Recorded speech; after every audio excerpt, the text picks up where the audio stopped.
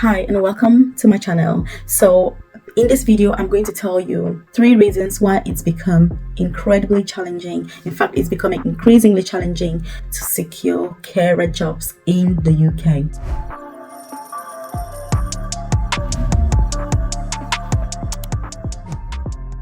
If you're watching this right now and you've been trying to apply for carer jobs, leave a comment below. How many jobs have you applied for, more or less, and what responses have you had? So just drop a comment below saying I've applied for, over 100 jobs, I've applied for 2 jobs, and what responses have you had? So in this video I'm going to try and explain to you some of the reasons why you may have had the responses that you have had, basically why it is becoming increasingly challenging to secure these carer jobs in the UK. Obviously, who am I? Why am I talking about this? Basically, I work for the NHS as an advanced nurse practitioner. So I studied here as an international student. So I empathize with the desire to move to the UK because I've been there and it's not an easy process. When I wanted to move to the UK myself a few years ago, that was 2010 when I made the decision, I actually applied to 56 UK universities and I was rejected basically by all of them, saying they didn't want international students in the nursing courses because nursing was funded by the NHS. So I understand what it means to try to do something, to try to get to the UK. You're doing your best. You think you've got everything perfect. You've got your TB test, you've got your passport, you've got your, carer courses, certificate. Everything is ready, but you're still unable to get a job. So I'm going to give you 3 reasons why it is becoming increasingly challenging to secure those carer jobs. The first reason is that many people applying for these jobs are nurses. So initially, when this pathway was announced, it was so encouraging, it was so motivating. Many of the employers were so pleased when nurses started to apply, because obviously, as you know, the Nursing and Midwifery Council has IELTS OET tests that overseas nurses have to pass, and not only pass but have the required grades in order to register with the NMC and work as nurses in the UK. But what's been happening is that these tests are so incredibly challenging that many people are not really able to get the required grades, and so with the carer pathway, it's been such a brilliant opportunity for nurses to move to the UK through this pathway. But I'm going to say, initially when the carer pathway was announced, as a nurse, I felt like, oh, I'm just going to get nurses, cheap nurses for free kind of thing. But actually, considering that I've got a private coaching program, I've seen the impact of having nurses move from Africa, for example, come to the UK as carers, and then have that ability to earn more and be able to then upgrade themselves into nursing.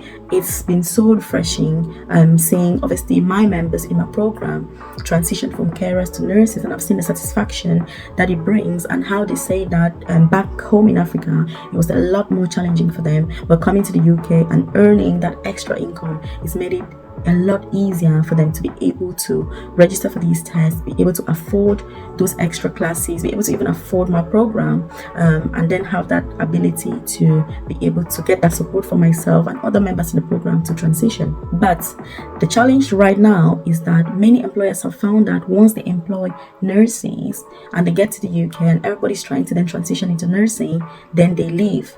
Because remember that many of these employers that are recruiting for carer positions, they don't necessarily need nurses within their organizations, because if you have an agency where you're dealing with domiciliary care, for example, you don't necessarily need nurses, you just have carers. So when those carers come over to the UK and there are nurses back home, if they transition into nursing, then what happens is that you're back to square one as an employer. You then have to start recruiting afresh. So this is putting up many employers now from recruiting those people that are already nurses, because they know that once you get to the UK, your main focus, your main objective is going to be to transition into nursing. Right? Does this mean that they're no longer employing nurses to work as carers? That's not what I'm saying. But what I'm saying is you need to be really smart, you need to be really wise when you're presenting your CV, when you're presenting why you're applying for these carer jobs when you're actually a nurse. Because that's what I've seen. I've noticed that by working with some of my members and just making some changes to their application with how you just present why you want to do it. Sometimes you can just put something that you think, oh, this is really good, but then it comes across the wrong way to an employer, and then you end up not actually getting the carer job. And this has been very frustrating for many people, obviously applying through this pathway, thinking, oh my god, I'm a nurse, I've done out, I've got 6.5 in all, 7 in some, why am I not getting jobs? It's because if you're a nurse, some employers are very aware that you're coming to the UK because you're not able to get the required school to register with the NMC, which means that as you're getting here, once they recruit you and you get here, you're obviously going to leave. And if that employer does not have nurses within their organization to say you're going to transition into nursing and stay with them, then they're going to think, well, why should I recruit a nurse who's not even going to stay with me? So that is something that I've encountered, even speaking directly with those employers, because like I say, I deal with several employers on a daily basis because of my programs that I have and my members that I'm supporting, and I'm just trying to find opportunities, obviously, for different people that I support. So you do need to be aware, yes, to still apply, but just make sure that you're smart in how you present yourself, you are wise in how you present your application, you are clever in how you explain why you're a nurse and you apply for a carer position instead, because obviously if you put yourself in the employer's shoe, you would realize that as an employer, you'll probably think, well, if I need somebody long term, if this person is only coming to stay with me for 6 months while they get the NMC PIN number, why should I employ you? So you need to think about that. Again, if you're a returning subscriber to the channel, thank you so much for coming back.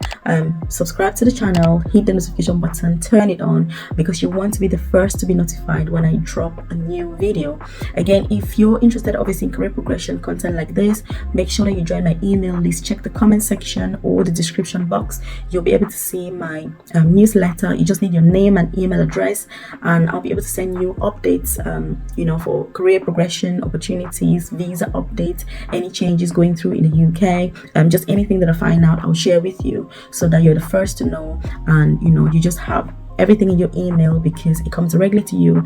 I don't have to be relying on the YouTube algorithm, for example, showing you videos and things like that. So make sure that you join that email newsletter and I'll keep you updated with all the changes. And again, like I was saying, if you're a nurse, you need to make sure that you're smart. Obviously I've got 2 other reasons why, so make sure that you watch this video till the end because you want to know every single thing that is going on. If you're really serious about securing this carer job in the UK, moving to the UK and improving or just changing your life, whatever reason you want to move to the UK, just make sure that you're watching this video till the end to make sure that you have all the details. So the third reason why it's become increasingly challenging to get a carer job in the UK is actually that there are too many people applying. So the fact that no specific qualifications are needed or necessary to secure a carer job in the UK, it's a very good thing because it enables anybody to be able to apply for this pathway. That is very good because you don't require a degree, unlike nursing, for example, where you've got to have a nursing degree and ideally some nursing experience back in your home country. With the carer pathway, you really don't require any qualifications at all to be able to apply. So while this is a good thing for people who don't have any qualifications, it actually means that it just brings up a lot of competition. There's a whole lot of competition for these jobs because I've actually spoken to an employer who said that for every vacancy that they put out, she literally receives about 26,000 applicants applying. And so many employers have actually said this to me because once you put a job out there saying able to offer certificate of sponsorship, I'm accepting overseas applicants, you can imagine how many million people all over the world are trying to come to the UK through this pathway. This has made it so challenging. Initially when it just started, it was a lot easier to get jobs as a carer, but now as people are increasingly aware of the pathway, as everybody is thinking, well, this is an opportunity for me to go to the UK. It doesn't matter whether I'm interested in care or not, but it is definitely an opportunity to make the most of. So that's what's happened, which means that literally everybody is, I know people who are bank managers back in Africa who have come to the UK through this pathway, not because they're particularly passionate about care, but because it's a way for them to move to the UK, to move their families to the UK, to get their children to study in the UK, which is something that they are really keen and passionate about. And it's just really changing the family and just having those extra opportunities and the safety as well that comes with being in the UK, which many people are not able to enjoy in their home country. So this makes the pathway very, very challenging. And obviously if you're somebody who is recruiting, it can be very, very difficult getting to choose the right candidate, because you end up with so many people applying, and it's like, oh my goodness, how do you choose the best candidate? And this is where your CV comes in. You need to be so incredible in how you present yourself. You need to make sure that you are top of the range, creme de la creme. Otherwise, it's very, very challenging. Again, does this mean that people are not coming? Of course not. Thousands of people are coming every single day. But like I say, it is very competitive, just because it doesn't require any specific degree or like nursing jobs. There's only particular people that can apply, because you've got to be a nurse, you've got to have gone through the NMC process, you've got to have had your IELTS, OET, CBT, all of that. So it makes it that that's why the nursing shortage is obviously quite acute, because there are only few people that are eligible to apply for nursing positions. But with the carer pathway, anybody can literally apply. So it's very challenging. Again, I say this because I have a private coaching program where I support people that are applying for these carer jobs, both within the UK and people who are still out of the UK. And I know firsthand how challenging it is increasingly to get these jobs. So you do need to make sure that your CV is up to the UK standard. You need to make sure that you check spelling errors and punctuation. You're checking your experience. You're using the right terminology. Very important, because what I found is that in certain countries, obviously there is certain terminology to use. It's accepted in those countries, but in the UK it isn't accepted. It would actually be seen as very offensive to use that type of terminology. Obviously I wouldn't want to use that here, but just make sure that the terminology that you're using within your CV, within your application, is terminology that is accepted within the healthcare system in the UK. Because if I'm a recruiting manager for a nursing home and I'm looking at your CV and I'm seeing words that I think are inappropriate, then instantly I'm not going to obviously go ahead with you, because I'll be thinking, oh my god, how can you describe your patients in such a way? So, and again, I see so many CVs every day. I actually have a CV review day once every week for my members, and I go through all the different CVs, make sure that I update them, upgrade them, speak to the members, teach how to do a good CV, because it's not really about me having to do all of that for you. Obviously, if you're a member, it's more about me teaching you what is expected, teaching you what to do, so that as you're progressing in the UK, because like I always say, it's not just about getting to the UK. You're going to find that when you're still overseas, your main objective is, I just want to get to the UK no matter what. But I can assure you that once you physically get to the UK, you're going to find out that there's a lot more to it than it obviously meets the eye. There are quite a few challenges and hurdles along the way, but these are all things that for every challenge, there's obviously a way to overcome that challenge. And this is what obviously my membership program does, to support members to make sure that as those challenges are coming up, we can deal with them. And if you're keen on career progression, then we're working towards that career progression. Because once you get to the UK, obviously as a carer, like I was saying earlier, it could be that you want to study, it could be that you want to become a nurse, it could be that you want to get into medicine, it could be that you want to become a physiotherapist, an occupational therapist, a pharmacist. There's quite a lot that you can do. So it doesn't have to even be that you transition into nursing. No, there are many opportunities, and what I do is just help you explore all those different opportunities, see what's best suited for you, so that you go for the best. Because like I say,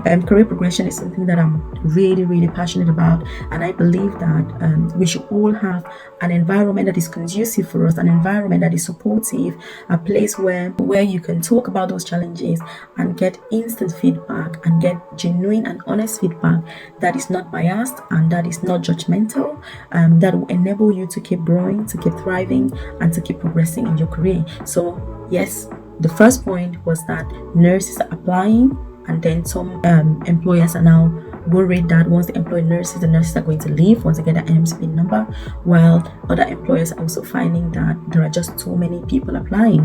Because when too many people are applying, it makes it more challenging. If you imagine, just from Africa alone and Asia, how many people are trying to apply for these jobs, it's incredible. Millions and millions of people are applying for these opportunities. So you've got to be really good, you've got to be able to stand out, you've got to be able to put yourself out there. But yes, they're still recruiting. Thousands of carers are needed in the UK, and recruitment is definitely not going to end anytime soon. So just make sure that you're putting yourself out there, you keep going, you keep believing in yourself, and you keep believing that you deserve that opportunity, because confidence in what you're trying to do is going to be so important to what you achieve. Again, if you haven't subscribed to the channel, do hit the subscribe button, turn on that notification button, because you want to be the first to be notified every time I drop a new video. Right, the third reason why it's become so challenging to get a carer job in the UK is the fact that many employers have recruited overseas carers, and when they come to the UK, they find that actually they have zero interest in care. They are not well behaved, whatever well behaved means, and so that really puts them off from recruiting overseas carers. This is really a big challenge, and I've spoken to many employers who are complaining that they've had many issues. There are particular countries as well where they've had the biggest problems from people in that particular country, and what this does is that it also influences the fate of other people that are coming from that same country. Because as an employer, if you recruit say 10 people, you recruit 4 people from a particular country, and you find that you're having so many challenges with those candidates, it can be very easy to become really judgmental and say, look, if I recruited 4 people from this particular country and they're behaving this way, maybe there's something about people from this country. Maybe I should look out and stop recruiting from this particular area. Obviously, you wouldn't blame somebody for that, but it is something that is happening as well, because some recruiters have found that carers from certain countries are, I don't want to say problematic, but are more challenging to deal with once they get to the UK. So these employers are now very wary, and they're trying to keep away from these particular areas. Again, if you appreciate the fact that when you're sponsoring an overseas worker, it is incredibly expensive for the employer. It is not a free service. It is really expensive, especially if you're a genuine employer who is not one of those employers obviously charging 10,000, 20,000 from candidates. If you're actually paying for the sponsorship and following the government guidelines as stipulated, then it's a very costly process. And if you recruit candidates from a particular country and they get to the UK and they're like, oh, actually, I'm not interested, I just don't want to work and this and that, it's very frustrating. Because not only is it very time consuming to get those candidates from overseas to get to the UK, but it is expensive. And if you're running a small business, mind you, many of these care companies are small businesses. They're not like massive corporations like the NHS, for example, that can easily deal with losses. Obviously, it doesn't mean that the NHS having losses is acceptable, but it just means that when you're a small business, any financial loss can actually close the business down. And this has huge implications for patient care, obviously, because if you imagine that if that particular company already has patients in their caseload, if they're unable to recruit staff or if they go bankrupt, they will have to obviously return those patients to the social services, which means that those patients they end up without the package of care that they actually need. Those patients end up without the support that they need. So the implications are a lot. And sometimes as candidate, if you can put yourself in the shoes of an employee as well, because there are, most of the employers are very, very good. They're very supportive to the candidates. They're willing to follow the law. They want to make sure that you get the best experience from being in the UK, but they also need you as a candidate to meet them halfway, to do your own part. And it's just but fair that expectation is there. I know that there are some other employers who haven't been very supportive. Again, this is something that I've struggled with many of the members in my coaching program, but for those employers who are good and supportive, I think we can agree with them that they deserve candidates who are dedicated to the profession, who are keen to be carer. So please, if you're applying for carer jobs, do think about the patients at the end of that. Know that it's not just an opportunity to move to the UK, but the person who is sponsoring you has obviously invested heavily in the process. And fair enough, if people are not being well treated, I'm against ill treatment of humans in any form, but it's just about being considerate.